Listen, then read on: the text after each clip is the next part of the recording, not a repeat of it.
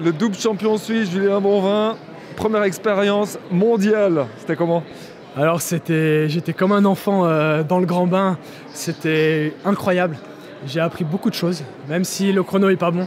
C'est souvent quand on fait des mauvais chronos et des mauvaises choses qu'on se rend compte de ce qu'on a pu apprendre.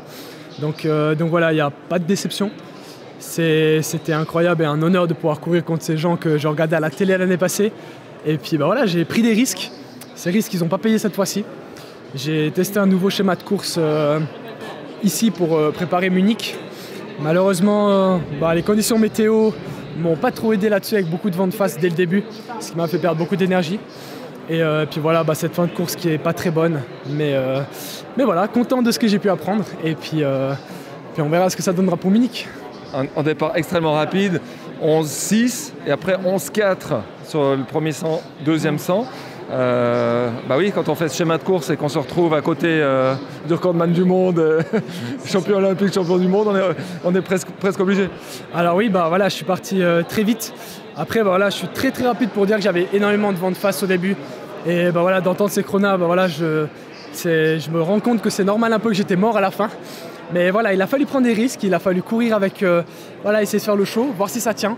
Parce que j'ai pas de regrets en partant comme ça. Ça n'a pas tenu la suite, mais bon, je sais que je suis en forme. Et il faut que la forme monte. Et puis on verra la suite, parce que la saison, elle est loin d'être finie. Ouais. Un petit sourire en coin. La saison, c'est pour l'instant la plus belle de ta carrière, c'est très clair. 2 titres de champion suisse ces 2 dernières années. Le petit Julien Bonvin qui entre dans une autre dimension. Alors ouais, déjà de pouvoir faire les limites pour les championnats d'Europe élite, c'était déjà fou. Et puis j'apprends quelques jours après les championnats suisses où j'ai fait un très bon chrono que je peux courir ici. Donc c'était riche en émotions, il a fallu aussi digérer ça.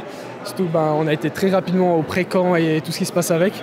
J'ai eu de la chance d'être avec Loïc durant ces 2 semaines, donc il a pu m'apprendre beaucoup de choses, un peu comme un grand frère.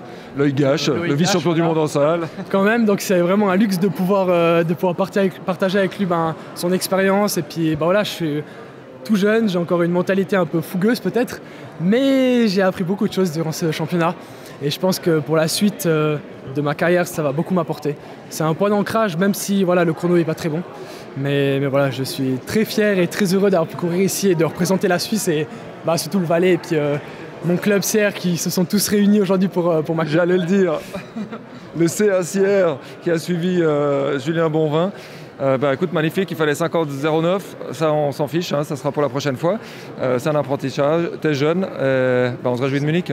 Ah ouais, maintenant c'est focus sur Munich, il faut prendre quelques jours pour se reposer et puis pas regarder en arrière, juste savoir ce qui était bien, ce qui était pas bien, ce que j'ai pu gérer.